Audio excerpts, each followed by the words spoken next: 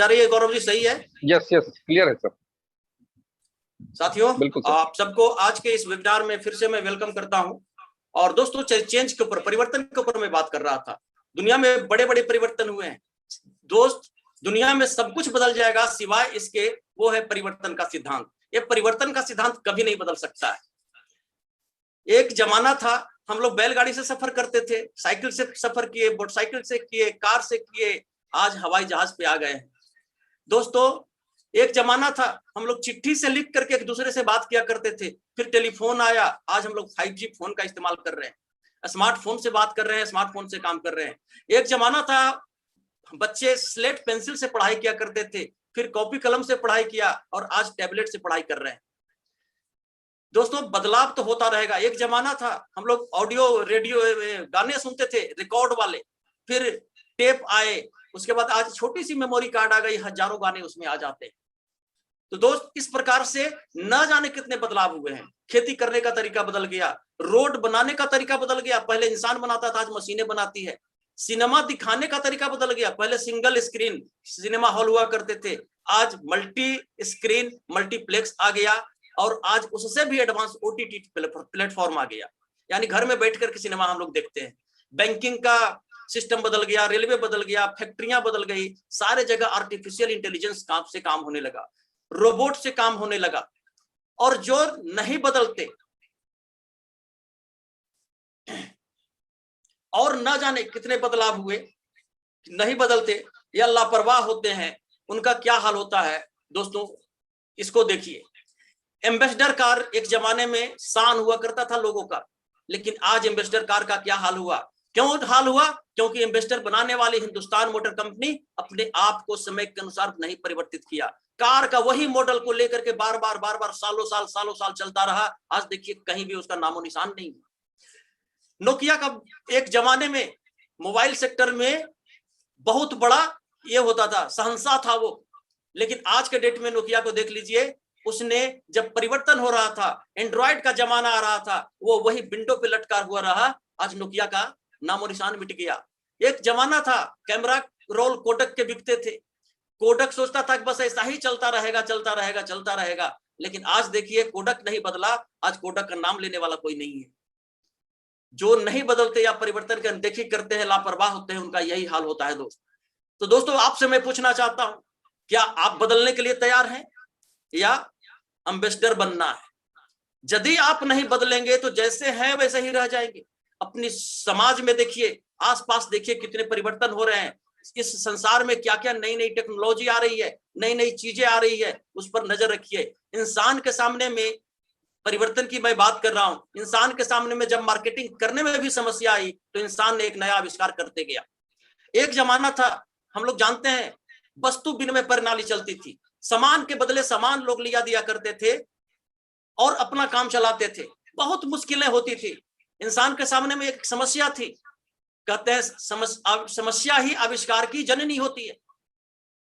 इंसान ने नया एक सिस्टम जन्म दे दिया, बाजार व्यवस्था बना दिया, जिसको आज हम लोग परंपरागत बाजार व्यवस्था बोलते हैं।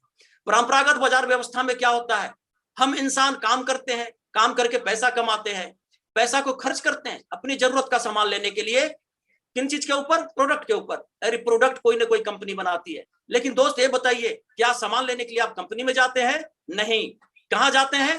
बाजार में। और जैसे ही हम बाजार में जाते हैं दोस्त, हमारा नाम बदल जाता है। हम डॉक्टर हैं, इंजीनियर हैं, टीचर है, किसान है, कुछ भी रहे, हमारा एक नाम मात्र पड़ता है, कस्टमर।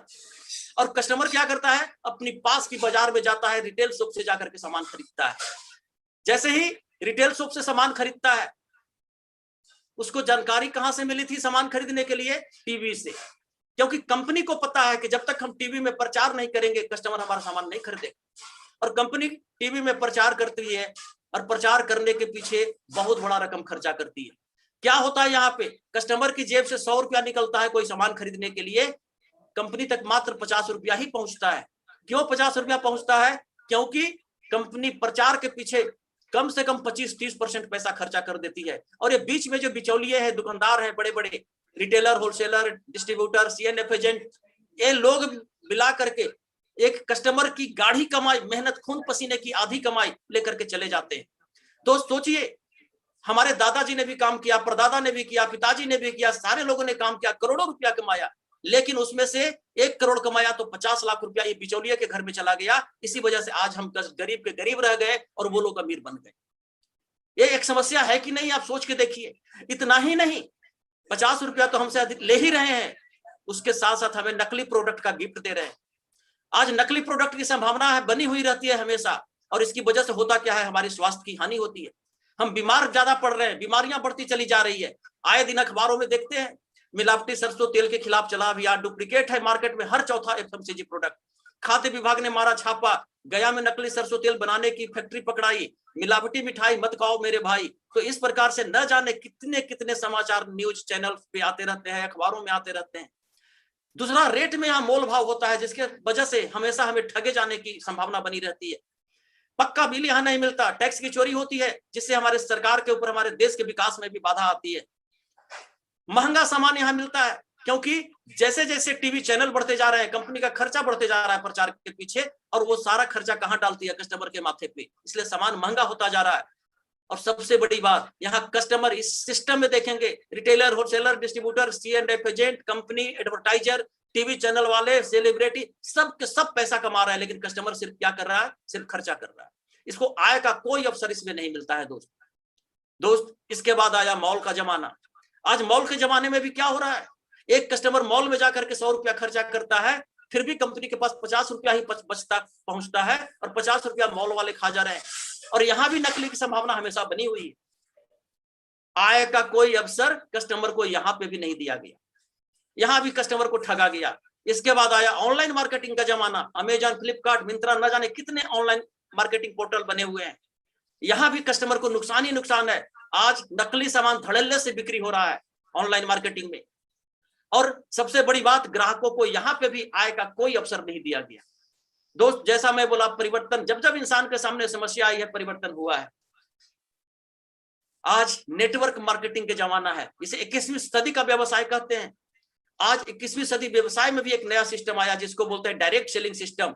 डायरेक्ट सेलिंग सिस्टम में कस्टमर का नाम बदल के डायरेक्ट सेलर रख दिया गया। यहां भी एक कंपनी होती है जो सामान बनाती है, लेकिन यहां कंपनी सामान न तो सेलिब्रिटी से प्रचार करवाती है, न तो टीवी में ऐड करती है, वो सीधा सामान बना के अपने ही शोरूम, जिसको बंडरबर्ड क्विक बोला जाता है, वहां पे पहुंचा देती है, जहां से एक डायरेक्ट सेलर जाकर के अपनी जरूरत का सामान खरीदता है।